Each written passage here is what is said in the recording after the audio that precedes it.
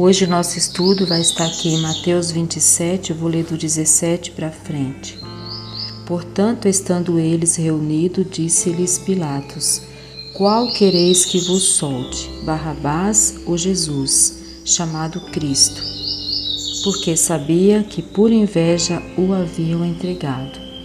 Então aqui a gente vê que na nossa vida sempre tem dois caminhos, duas escolhas, né? Às vezes até mais escolhas. A vida é assim, é de escolhas, né?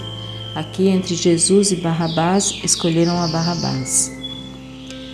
Aqui também no 18 fala, porque sabia que por inveja o haviam entregado.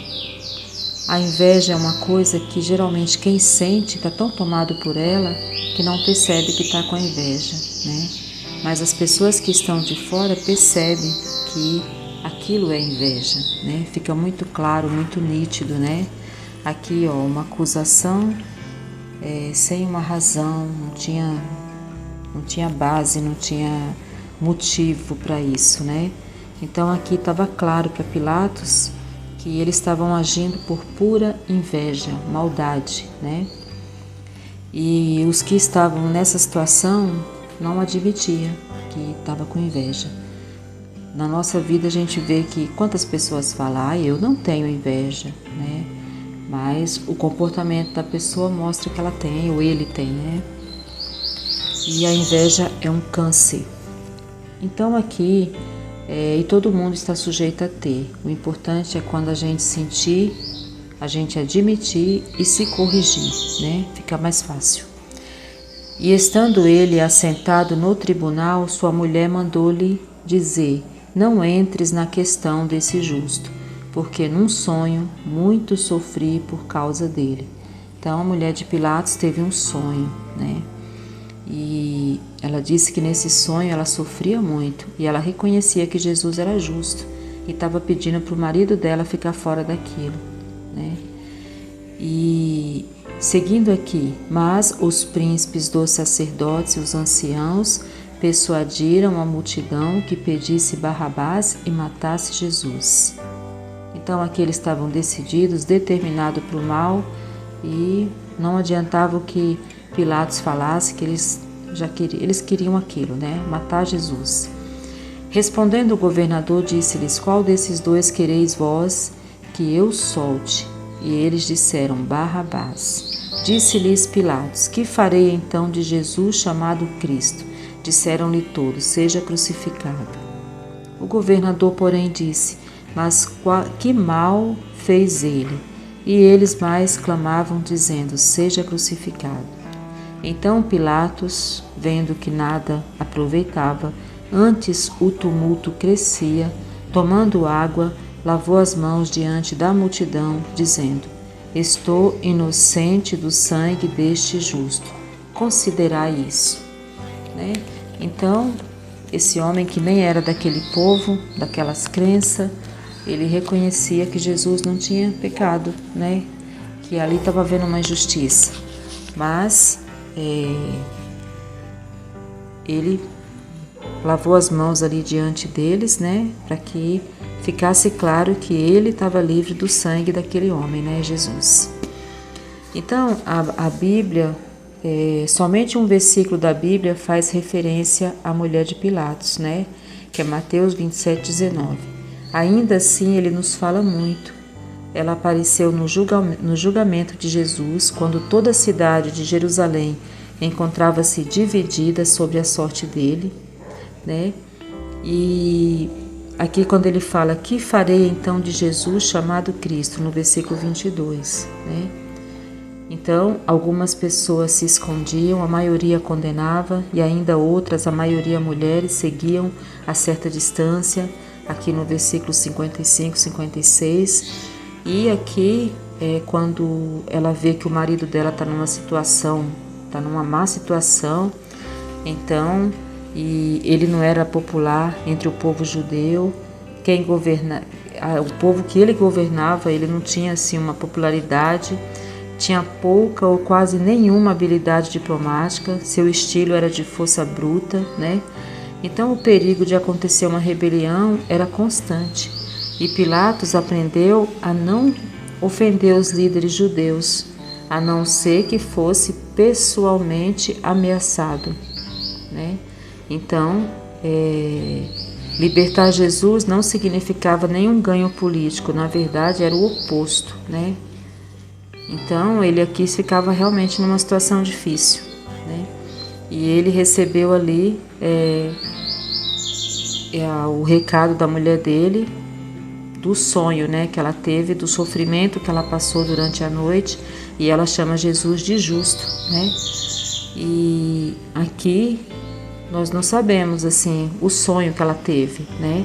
Se foi uma inspiração divina, se foi o resultado de seus próprios sentimentos.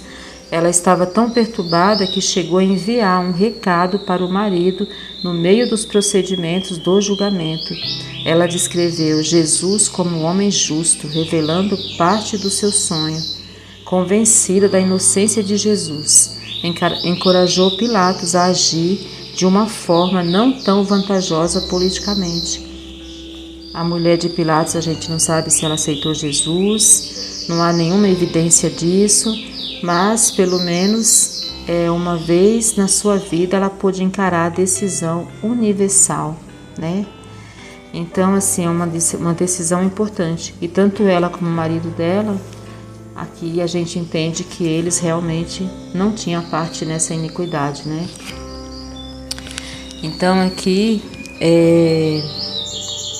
Jesus, Então, aqui o Senhor mostra, né, acerca de sonho, né? Deus mudou? Deus não fala mais com a gente através de sonhos hoje? Né? Tem muitas passagens na Bíblia que mostra que Deus falava em sonhos, né?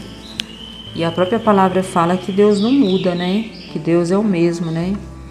E assim, então, claro que não dá pra gente sonhar e sair por aí profetizando na vida dos outros, falando coisas da vida dos outros, né?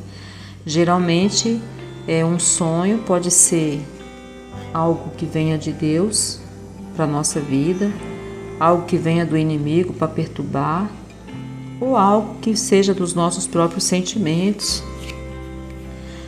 que está ali no nosso subconsciente, né? Cabe cada um de nós examinar ali o nosso relacionamento com Deus, a nossa vida de oração, como a gente lê a palavra, meditar nessa palavra e pedir, né, que Deus esclareça para nós, né? Mas o certo quando temos um sonho que nos perturba, pedir a Deus livramento em oração, né? Isso é o certo a fazer. Então, a Bíblia tem muitas passagens que fala de sonhos, né? Fala do sonho de Jacó, né? Quando ele estava fugindo de Esaú.